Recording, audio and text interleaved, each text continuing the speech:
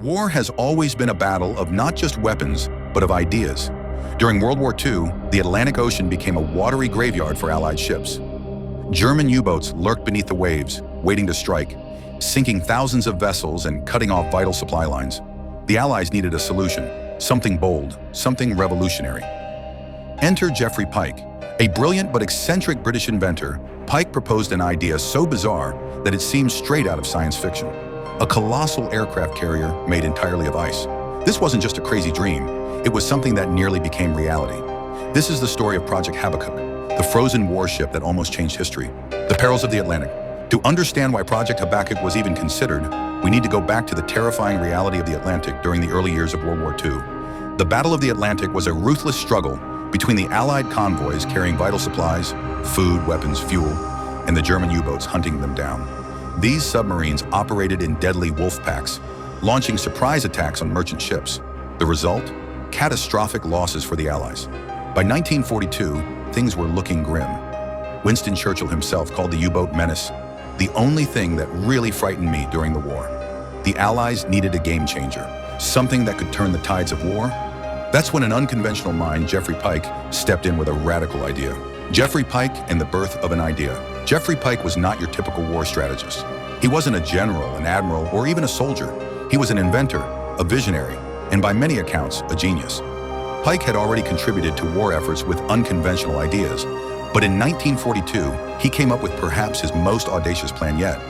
He proposed building a massive aircraft carrier made of ice, a floating fortress that could resist torpedoes, carry dozens of aircraft, and serve as an unsinkable stronghold in the Atlantic. To the British military, the idea sounded absurd, but Pyke wasn't one to be dismissed easily. He had a secret weapon, a strange new material that could make his dream a reality. What is Pykrete? Pykrete wasn't just ice, it was reinforced ice. Geoffrey Pyke, along with scientists, discovered that by mixing wood pulp, like sawdust, with water and freezing it, they could create a substance far stronger than ordinary ice. This new material, dubbed Pykrete, was resistant to cracking, slow to melt, and could even withstand bullets. In an experiment to prove its strength, British scientists demonstrated that a block of Pykrete could stop bullets better than concrete. It was lightweight, could float indefinitely, and, best of all, it could be built in the middle of the ocean, where steel was scarce. Suddenly, Pyke's idea didn't seem so far-fetched. With the right backing, Project Habakkuk was ready to move forward. The Habakkuk Proposal. By late 1942, Pyke's idea had made its way up the chain of command. He had the ear of Lord Mountbatten, the Chief of Combined Operations, who in turn brought the concept to Winston Churchill himself. Churchill, always intrigued by unconventional solutions, saw promise in the plan. The proposed HMS Habakkuk would be unlike anything the world had ever seen. Measuring 2,000 feet long, 300 feet wide, and 2 million tons in weight, it would dwarf any steel-built aircraft carrier of the time. But while the idea was revolutionary, there were skeptics. Could an ice ship really work in the unpredictable conditions of war? The British military needed proof, so they decided to test the concept. Testing the concept. With approval from high command, work began on small-scale prototypes.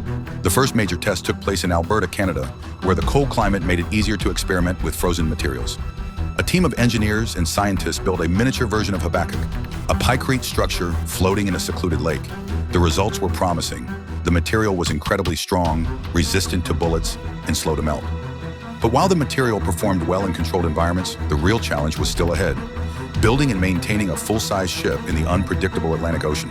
The challenges, melting dreams. As promising as Project Habakkuk seemed, serious challenges soon emerged. First, there was the problem of melting. Even though Pykrete was far more durable than regular ice, it still melted over time, especially in the unpredictable waters of the Atlantic. Engineers proposed installing an internal cooling system, but this made construction even more complex and expensive. Then there was the sheer scale of the project. Building a ship this massive required enormous resources, 1.1 million tons of wood pulp and countless tons of refrigerant. By 1943, the cost estimates had ballooned beyond what even Churchill could justify. As the war progressed, new technological advances also made the need for Habakkuk less urgent. The Allies had developed long-range aircraft and better anti-submarine tactics, reducing the need for floating fortresses in the Atlantic. With these obstacles mounting, the fate of Habakkuk was sealed. Why it was abandoned? Despite initial enthusiasm, Project Habakkuk was quietly shelved in 1944. The challenges of cost, logistics, and practicality had simply become too overwhelming. Geoffrey Pyke, the mastermind behind the idea, was deeply disappointed but continued pushing for unconventional solutions in the war effort. Unfortunately, many of his later ideas were met with the same skepticism and eventual dismissal. As the war came to an end in 1945, Project Habakkuk faded into obscurity, a forgotten experiment that had almost reshaped naval warfare. But even though the ice ship never sailed, its legacy lived on in unexpected ways. Legacy and lessons learned. Project Habakkuk never became reality, but the research behind it wasn't in vain. Scientists continued to study Pykrete, fascinated by its properties. Even today, modern engineering experiments explore the potential of ice-based structures. More importantly, the story of Habakkuk serves as a reminder of the power of innovation. Not every great idea succeeds, but every attempt pushes the boundaries of what's possible. Geoffrey Pyke may not have built his frozen aircraft carrier, but his legacy lives on in the spirit of bold, outside-the-box thinking. Project Habakkuk remains one of history's most fascinating what-ifs. What if the ice ship had been built? Would it have changed the course of World War II? One thing is certain, war breeds innovation, and the past is filled with stories of bold ideas that almost became reality.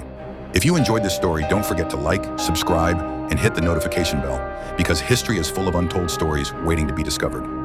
Until next time, stay curious and keep exploring the past. If you love this video, don't stop here. Like the video to support independent history content. Comment below with your thoughts or questions. Subscribe and turn on notifications so you don't miss future deep dives, and most importantly, share it with your friends and family. Thank you for watching. See you in the next video.